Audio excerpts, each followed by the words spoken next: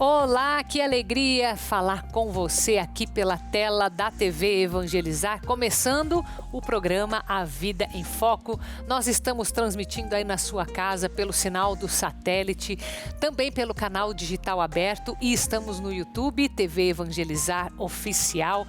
Hoje nós vamos trazer uma história para você que, apesar de ter um pouco de tragédia, muita tragédia envolvida, mas é uma história de uma família inteira que foi beatificada. E justamente por fazerem uma boa ação durante a Segunda Guerra Mundial. Então você vai conhecer um pouco mais sobre esta família, a família Uma. E nós vamos conversar com um padre que escreveu a respeito desta beatificação. Então daqui a pouquinho eu converso com o padre Charles Borg, que é vigário geral da Diocese de Araçatuba, em São Paulo. E vamos falar sobre a sua saúde estomacal. Você sabia que o refluxo pode ser uma preocupação futura? Pode inclusive ter uma relação com câncer. Então nós vamos aprender a como prevenir, o que é que você deve fazer, quais são os tratamentos, enfim, tudo isso da boca do especialista. Então fique comigo, começando o programa A Vida em Foco.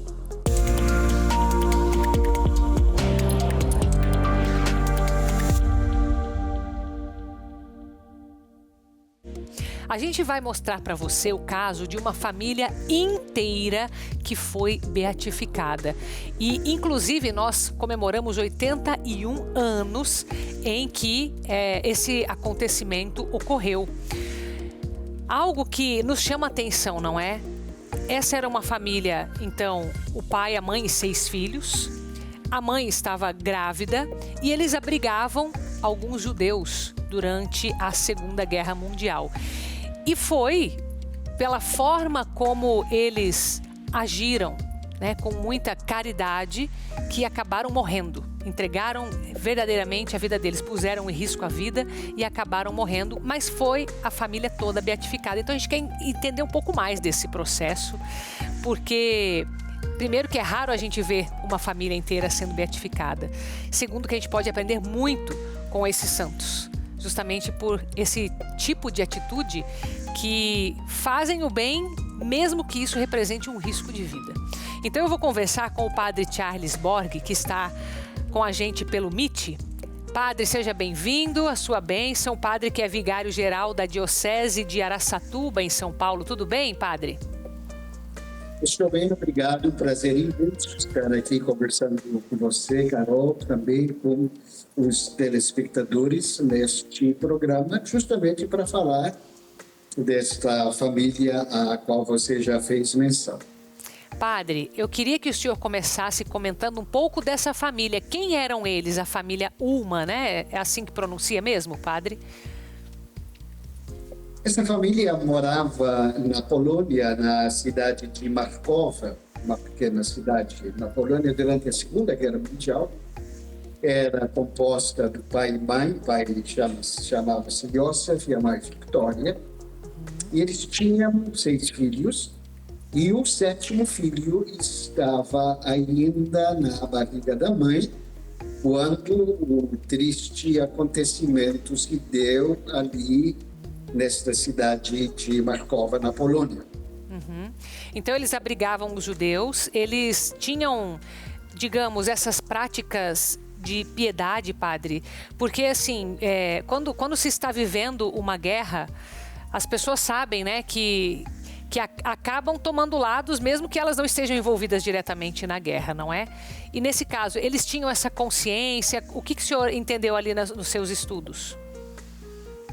Veja bem, como todo mundo sabe, na Segunda Guerra Mundial havia uma perseguição muito violenta, muito rígida contra as famílias judias.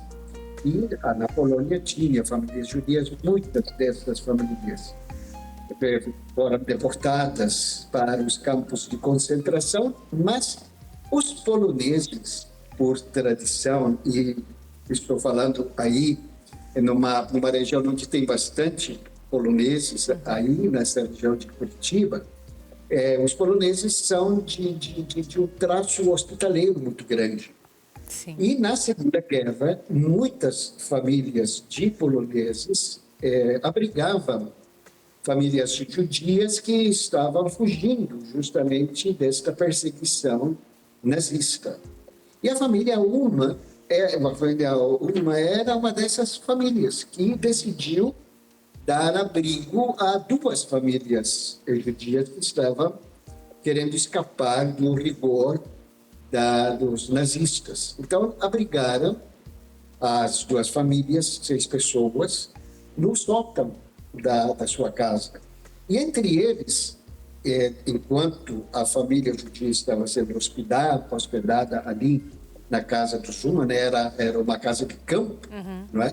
Porque o pai, o Josef, era agricultor. E um dado interessante, digamos assim, jornalístico nesse sentido, é que o pai era também um fotógrafo amador, gostava muito de fotografia. Quando depois da acabada a guerra, o pessoal foi descobrir coisas a respeito da família, encontraram várias fotografias que ele tirava, inclusive, das crianças, do convívio familiar ali da família. Então, mas de profissão era agricultor e Victoria, a esposa, era a dona de casa. Então, a família acolheu essas duas famílias judias, as hospedou no sótão da casa, e entre as duas famílias criou-se um convívio amigável muito grande, a ponto de dos judeus ajudarem no trabalho de campo que dava sustento às 3 famílias hospedadas na casa. Entendi. E o fato que ocorreu dessa tragédia, vou dizer aqui, humanamente falando, foi que os nazistas descobriram que eles estavam abrigando essas famílias e por isso que eles foram mortos, não foi? Exatamente. Aconteceu o seguinte, Carol, veja, um policial polonês tomou posse das terras dessas duas famílias judias. E ele queria acabar com as famílias, tirar as famílias de circulação, digamos assim, para ele poder ter a posse legal das terras. Então, ele foi investigando. Ele sabia que eles não foram presos, não haviam sido presos. Então, ele desconfiava que eles estavam escondidos lá no lugar. Ele foi fazendo as suas investigações e encontrou-se com uma pessoa que falou: olha, nós estamos desconfiados que lá na propriedade do Zulma tem mais gente do que a família. E isso confirmou a suspeita deste policial, que foi entregar a informação ao Gestapo, a polícia alemã. A polícia alemã foi lá na casa, cercou a casa onde a família Ulma morava, fez as investigações dela, descobriu que, de fato, as duas famílias judias estavam escondidas, abrigadas na casa do Zulma, e aí aconteceu o verdadeiro massacre, né? Eles, primeiramente, ao descobrir que as famílias judias estavam no sótão, eles atiraram no sótão, e aí daí a pouco começou a cair sangue, né? Ao cair sangue, então, eles confirmaram que, de fato, ali havia esta família judia. Em seguida, tiraram a família Ulma da casa e primeiro mataram os pais. Mataram o pai e a mãe.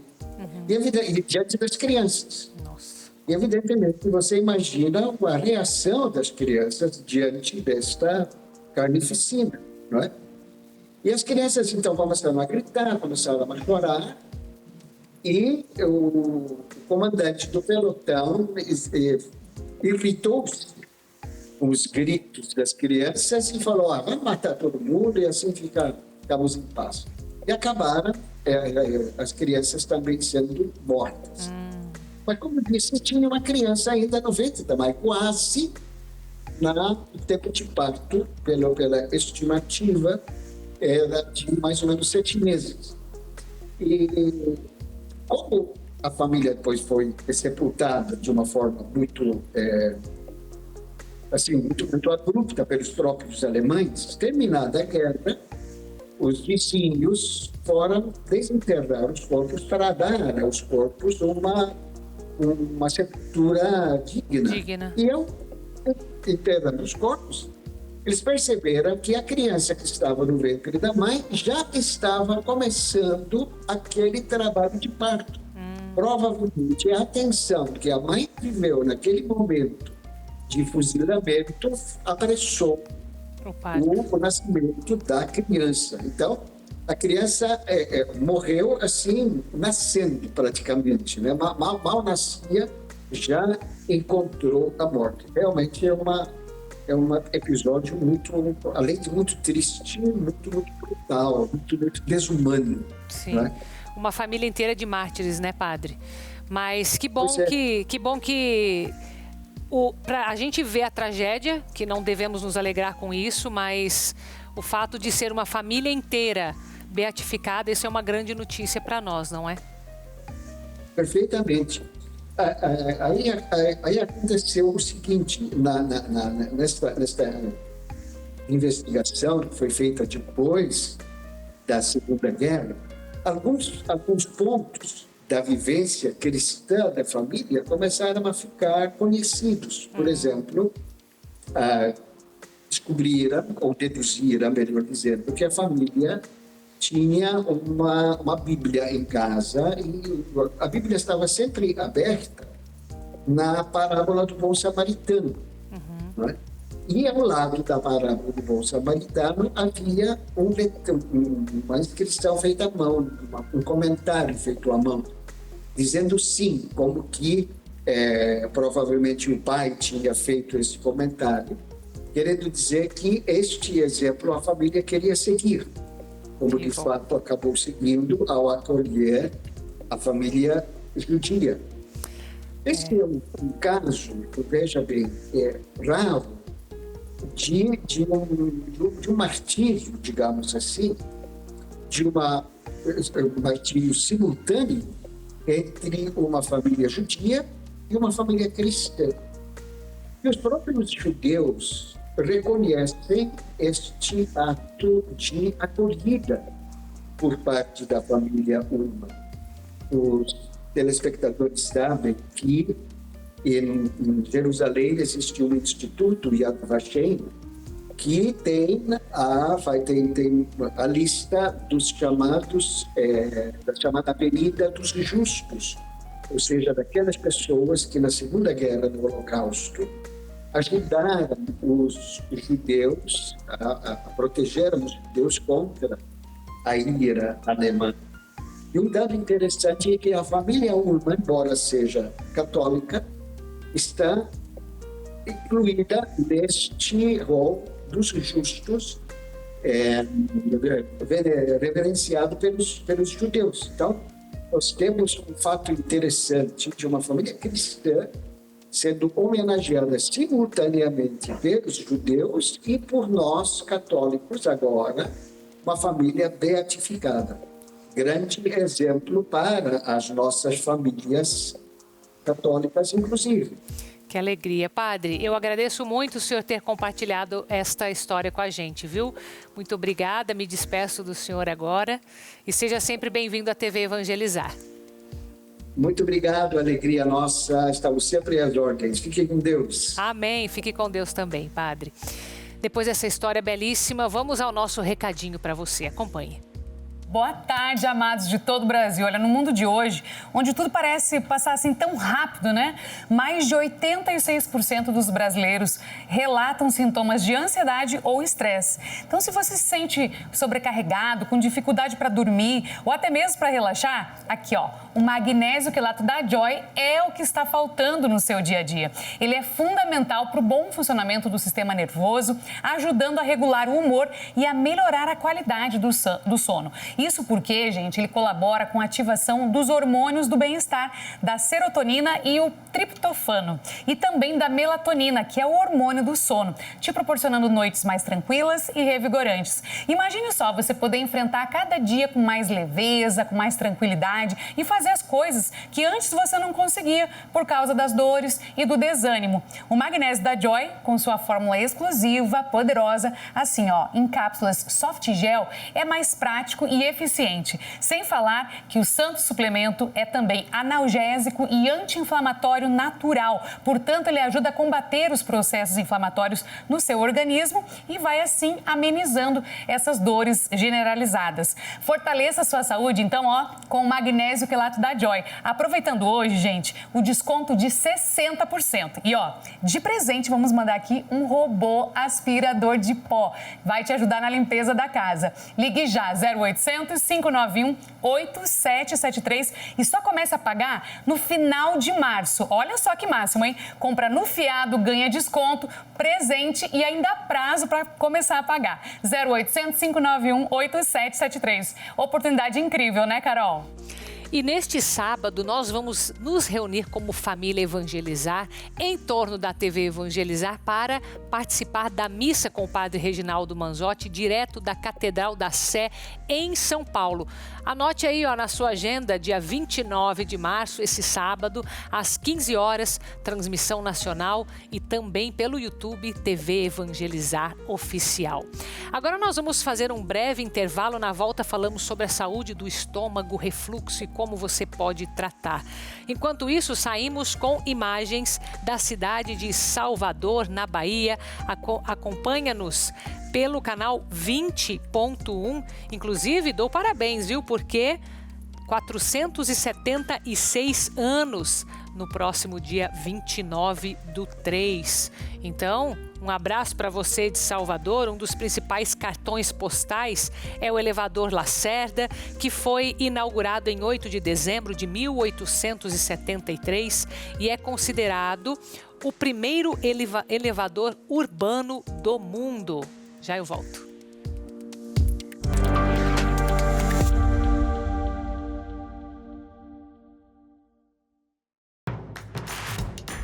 Não perca mais nenhum vídeo da TV Evangelizar. Inscreva-se agora.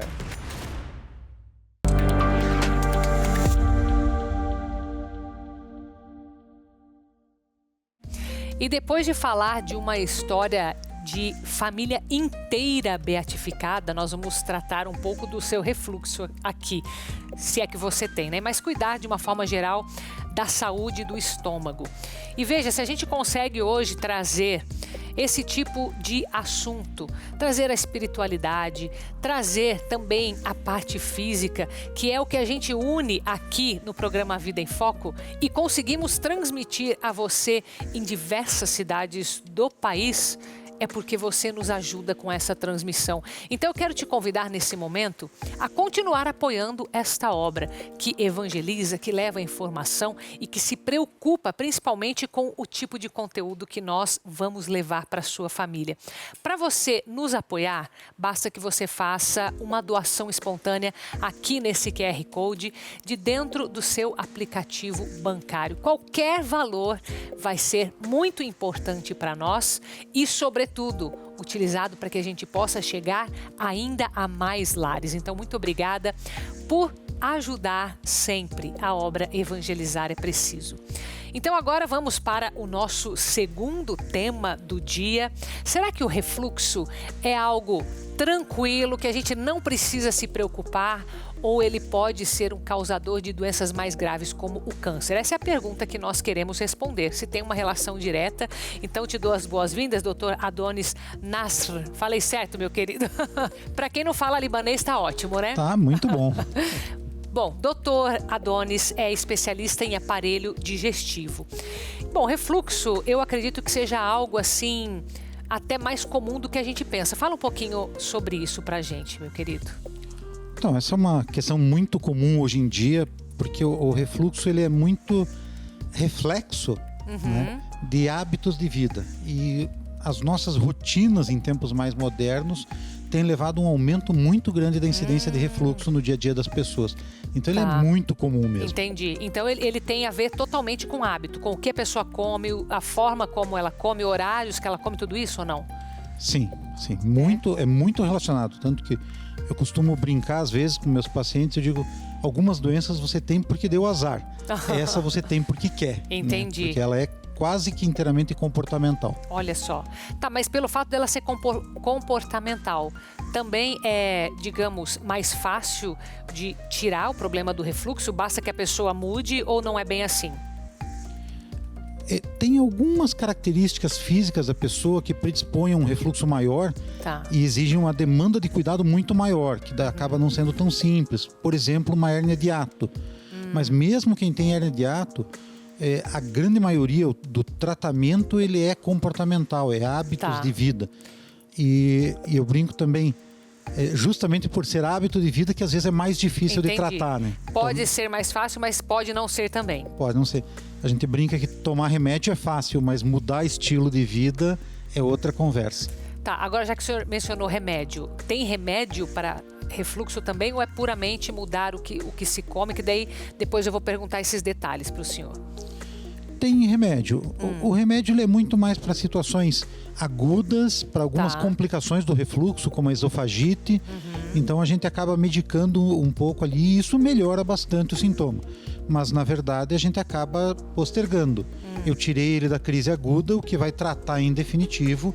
Aí a gente volta para o início da conversa, é o estilo de vida. Então realmente o que vai curar vai ser o estilo de vida. Sim. Se ele não complicar muito, porque senão aí ele acaba tendo até que fazer cirurgia. Porque daí aí ele se transforma em um outro problema. Aí já é um problema mais grave. E vamos então entender como que se identifica esse refluxo. Quando que ele é refluxo e quando ele passa a ser algo mais grave? Geralmente o quadro mais comum de refluxo, o paciente ele tem azia, ele tem aquela queimação no peito. Alguns pacientes às vezes não tem tanto a queimação, mas eles sentem o alimento voltar um pouco no peito, até a garganta. E alguns casos raros, eles fazem muita laringite e fazem crise de bronquite, às vezes por broncoaspiração de suco gástrico. E ele acaba vindo pra gente originado do otorrino, às vezes até do pneumo, que identifica o refluxo para nós. Entendi. E daí tem que passar pelo exame para ter certeza que é um refluxo ou não? É só por esse clínico mesmo? Com o quadro clínico a gente já consegue identificar, mas a gente não consegue graduar a gravidade desse refluxo, a intensidade do refluxo, e isso muda a intensidade com que nós vamos atuar nos hábitos de vida da pessoa e na medicação. Entendi. Então, o exame inicial é a endoscopia. Entendi. E uma vez identificado, qual que é o mínimo de tratamento, né, considerando um grau mais leve, que seria necessário para começar a ver uma mudança nesse refluxo, uma diminuição? Alguns hábitos alimentares a gente recomenda, o cuidado com o peso, hábitos comportamentais, né? E aí a gente começa eventualmente com alguma medicação, são medicações a gente fala tiro curto, mas tiro curto é 2 meses, 3 meses, e aí você já melhora o quadro. Mas a mudança de comportamento, ela é permanente, ela é pro resto da vida. Ela é pro resto da vida. Mas em 2 a 3 meses, cuidando, o paciente já vai sentir uma melhora nesse refluxo, é isso? Não, a melhora vem até antes disso.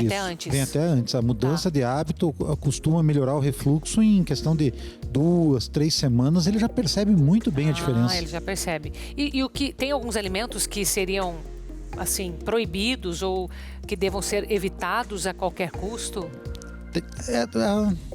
Acho que a qualquer custo a gente fala assim. É difícil, né? Cigarro e bebida de álcool a gente não negocia. Porque isso vai impactar eles são diretamente. muito radicais ali no refluxo e na agressão da mucosa. O que a gente recomenda evitar e reduzir bastante são alimentos muito gordurosos, frituras em geral, condimentos, né? Principalmente condimentos mais intensos, e alho e cebola, refrigerantes, também as bebidas, chocolates e doces de uma maneira geral, são alimentos que ele tem que reduzir. Junto com isso, é importante que ele coma em pequenas quantidades para que não faça aquela alimentação copiosa que distenda muito o estômago e aumenta a pressão abdominal. Que a pessoa não faça esforços antes de dormir, logo depois que come, né? Então ela vai deitar, ou vai fazer academia, vai fazer exercício. O deitar também, porque ele facilita o refluxo na horizontal quando o estômago está cheio.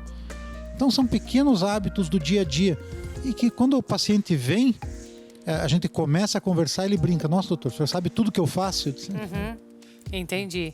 É assim, é meio que universal isso. É universal, é o comportamento. A gente ficou refém de um estilo de vida, né? Então a pessoa, eu brinco que a pessoa bota a culpa muito no cafezinho, né? O café dá refluxo. E não é só isso. Aí a pessoa levanta de manhã, toma um café às 5 da manhã, fica a manhã inteira sem comer nada, chega no almoço, come em 15 minutos, põe tudo pra dentro, alguma coisa com molho, alguma fritura. Aí quando já tá no meio da tarde, toma um cafezinho, o cafezinho deu azia. Entendi. É o conjunto da obra que faz a diferença. Entendi. É uma boa notícia até que o senhor está dando aqui. Por isso que a gente fala assim, não é cortar o alimento, né? Tá. Ele é mudar um jogo completo de hábitos e aí você consegue reduzir e conseguir manter um padrão alimentar, um estilo de vida razoável, mas tem que ter uma arte para comer também, né? Tem que ter um cuidado para comer. Agora, se a pessoa não cuidar desse refluxo, em quanto tempo ele pode evoluir para algo mais grave? Não existe uma regra geral. Isso depende muito do paciente, do estilo de vida e de algumas conformações anatômicas, que daí é próprio da pessoa, que podem radicalizar ou não este refluxo. Ele não cuidando, ele vai fazer lesões graves no esôfago. Essas lesões graves, com o passar dos anos, né, e aí a gente fala em vários anos, mas não tem um número para se falar, ele pode virar um tumor. Outra situação que pode não ser, às vezes, tão assustadora, mas é tão grave quanto, é que se esse paciente tem um refluxo muito intenso, o suco gástrico ele volta até a laringe e pode ir para o pulmão. E ele faz broncopneumonia de repetição, ele faz crise asmática de repetição. Esses pacientes têm refluxo grave. E geralmente quando isso acontece, aí a medicação sozinha não resolve. Esses pacientes têm que ir para tratamento cirúrgico. Para a gente fechar, tem algum chá que ajuda nessa proteção do estômago, alguma coisa? Algo que seja preventivo, não sei? Não. Alguns chás que a população usa, eles acabam sendo um pouco mais digestivos, eles têm uma composição mais alcalina e eles aliviam o suco gástrico. Então eles aliviam a acidez do refluxo, mas eles não reduzem o refluxo. Ele diminui a agressão pela redução da acidez, mas não diminui o refluxo. Entendi. Muito bem, seja sempre bem-vindo aqui à TV Evangelizar. Doutor Adonis, obrigada pelas informações, viu? Muito obrigado a vocês aí, um bom dia. Obrigada, igualmente. Agora um recado especial para você, acompanhe comigo. Oi, Carol. Gente, você que está em casa e percebeu que a visão tá ficando fraca, né? Se você pensa aí como que era a sua visão uns anos atrás, você estava enxergando direitinho, mas passou o tempo, parece que tá cada dia pior. Você não enxerga o celular muito perto, muito longe, o preço no mercado tá complicado para enxergar. E isso acontece por quê? Porque vai passando o tempo, a gente deixa de absorver os alimentos necessários para a boa saúde da visão também. A gente cuida de tantas coisas, né? Dos ossos, do corpo, do cabelo. E a visão, como é que tá? Você tem cuidado? E aí o que acontece? Para você conseguir ter uma visão saudável, você precisa colocar o Vision X na sua vida, que é um suplemento natural, não tem contraindicação, você toma uma cápsula por dia e ele vai agindo lá dentro da sua visão, fazendo aí você com essa reposição desses elementos importantíssimos para a boa saúde da visão, para você enxergar direitinho agora e no futuro também. Então o que você precisa fazer? Ligar 0800 777 0190, assim como tantas pessoas que tomam e vêm aqui recomendar. Veja comigo. Meu nome é Reinaldo Carrara, eu fui ao médico e ele me recomendou, me deu o laudo e recomendou não andar sozinho nem de ônibus, mas depois comecei a tomar o Vision X e graças a Deus superou. Já estou podendo pedalar minha bicicleta com mais segurança. Participei em outubro até de um passeio ciclista e ganhei até um troféu. Sensacional! Tava em dúvida? Não tá mais. Então faz o seguinte, liga 0800 777 0190. Para você que ligar agora, eu tô liberando metade do preço com um presente super especial. Mas é só para você que ligar e falar que tá assistindo aqui na TV Evangelizar. Então já anota o telefone 0800 777 0190. Deixa a ligação gravada, as nossas consultoras retornam para você e o melhor, gente, eu entrego aí na porta da sua casa rapidinho. 0800 777 0190. Vision X, o X da sua visão. E ainda dá tempo de você participar da ação São José Providenciai, que vai até o dia 31 de março. Ou seja, estamos nos últimos dias para você fazer as suas indicações. Então eu te peço que nos ajude, porque esse é o momento que nós queremos abraçar mais pessoas para se tornarem parte da família Evangelizar é Preciso. Você será a nossa ponte. Então, acesse o nosso site tvevangelizar.com.br. Aqui você encontra todas as informações que você precisa sobre a nossa ação e também consegue fazer as indicações por aqui. Então, nome, telefone, nós agradecemos você que faz esta família Evangelizar crescer também no ano de 2025. Vamos para um intervalo. Na volta vou apresentar para você uma rota de peregrinação aqui na cidade de Curitiba em comemoração aos 332 anos que vai fazer a capital paranaense. Então volte aqui comigo. Saímos com imagens da cidade de Curitiba, é claro. Cidade que nos acompanha pelo canal 16.1. Dia 29/3 é o aniversário de 332 anos. Curitiba, que já foi a capital do Brasil durante 3 dias, em 1969, entre 24 e 26 de março. O fato ocorreu durante o período da ditadura militar, onde o objetivo foi de reforçar e agregar os valores políticos do governo na região. Já eu volto.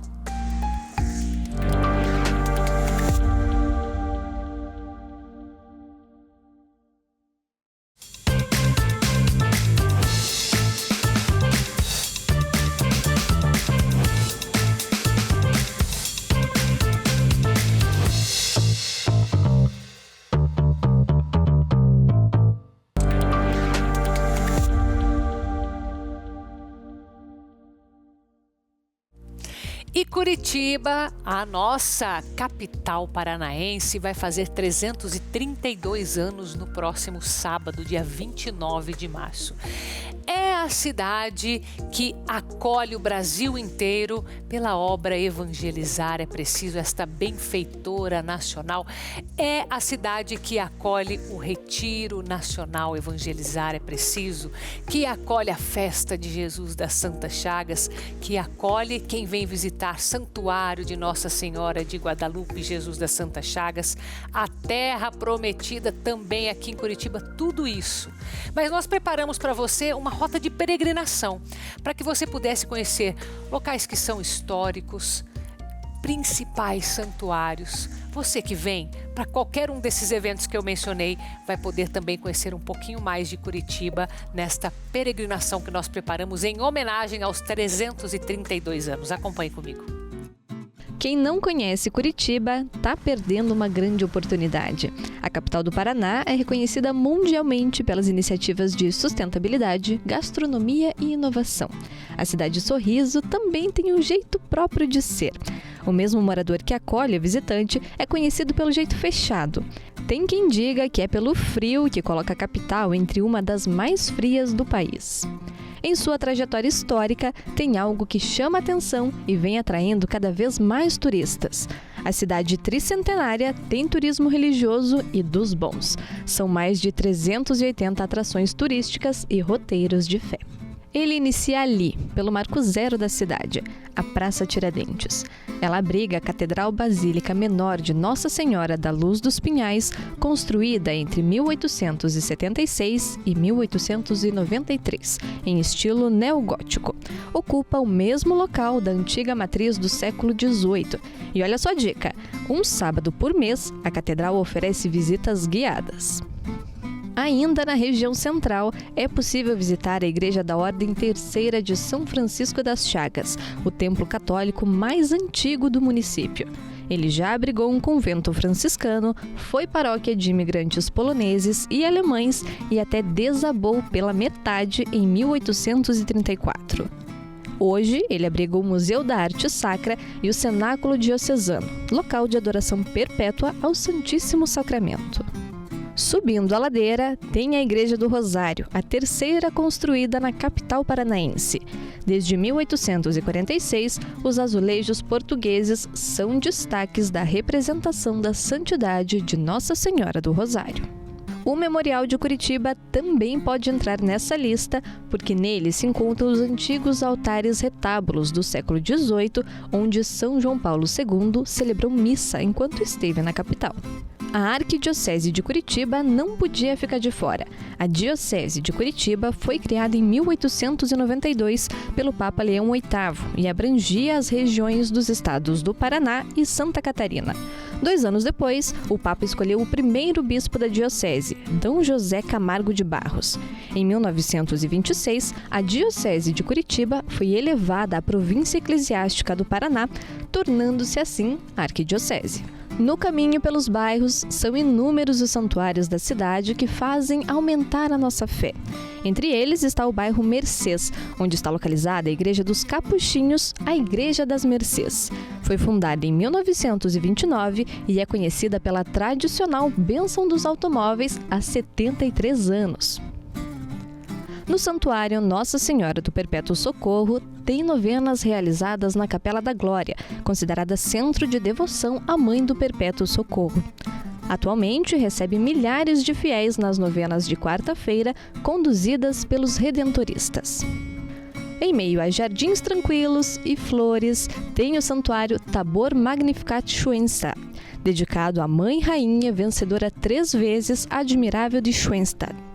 A pequena igreja, coberta por videiras, inaugurada em 1985, celebra missas ao ar livre. É um dos 200 santuários que contempla a devoção à Virgem Maria. Para fechar o roteiro, tem o Santuário Nossa Senhora de Guadalupe.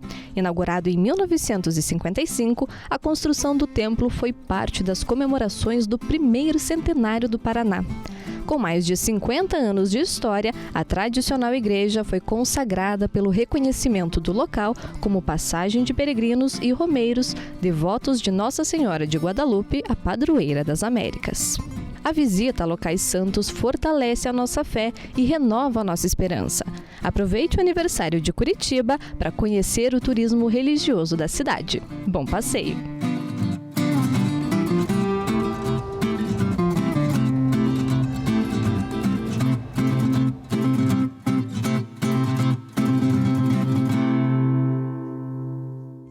Então eu já adianto aqui meus parabéns para a cidade de Curitiba, que mora no meu coração, é claro, principalmente por poder fazer parte junto com você por meio da obra Evangelizar. É preciso. Agora um recado para você que me acompanha, vamos lá. Boa tarde, Carol. Olá, você que nos acompanha. Olha, quem tem glicose alta sabe que qualquer descuido pode custar muito caro, né, gente? E os sinais de alerta, eles vêm devagarinho. Cansaço extremo, tontura, pés formigando e até mesmo aquelas feridinhas, sabe, que demoram para cicatrizar. E o pior, gente, o diabetes pode avançar sem aviso. Mas com ele aqui, ó, o poderoso Glicotrate, você consegue regular os níveis de açúcar no sangue. Ele vai proteger a sua saúde de uma forma natural, te afastando aí de todas as complicações dessa doença terrível. Ele é um suplemento pensado especialmente para a sua qualidade de vida. Então, vai te ajudar, sim, nesse controle do açúcar no sangue e também no bom funcionamento do pâncreas, aí na produção da insulina. E você pode usar tranquilamente, ele não tem interação medicamentosa, mesmo você que já toma aí o seu remédio, né, para o controle do diabetes, faz o acompanhamento médico certinho e vai adicionar esse cuidado especial, esse cuidado extra com o Glicotrate. Ligando já 0800 555 5123, você garante a metade do preço no kit completo. Ó, 50% de desconto para quem ligar agora. As 30 primeiras pessoas que ligarem vão aproveitar. E ó, a eficácia é tão garantida aqui do Glicotrate que de presente vai esse medidor aqui de glicose. glicose, tá, gente? Para vocês acompanharem os resultados diariamente. Mas, ó, tem que correr porque é por tempo limitado. Vagas limitadas, apenas 30 vagas para quem ligar já. 0800 555 5123. Garanta agora mesmo o inimigo número 1 do açúcar. Compre já e, ó, o pessoal aqui de Curitiba tem frete grátis e recebe ainda hoje. Então, ligue e aproveite. E agora, volto contigo, Carol. Muito obrigada. E nós temos um encontro também marcado toda segunda-feira aqui no nosso Grupo Nacional de Oração, o Noite de Louvor, que este ano começamos já rezando por você, pela sua família, em 7 semanas de conversão. E a próxima semana nós contaremos com a presença do Padre Pierre Maurício. E você é nosso convidado. Nós começamos sempre com o terço às 18 horas e depois você acompanha aqui presencialmente ou pela tela da TV Evangelizar às 7 horas da noite. Então, se programe, aproveite o fim de semana que vai chegando daqui a pouquinho para você começar a trazer a sua família. Inclusive, nós temos um cartão do peregrino. Quem já veio desde a primeira noite e já foi recebendo os seus carimbos, pode continuar recebendo para no final você conseguir pegar o seu certificado de peregrino. Já pensou? Peregrino da Noite de Louvor no ano jubilar. É muito chique isso, né? É muita bênção na sua vida. Então participe conosco também desse nosso cartão postal do peregrino e nós nos encontramos novamente amanhã aqui na TV Evangelizar. Fique com a gente na nossa programação sempre pensada para você. Fique com Deus.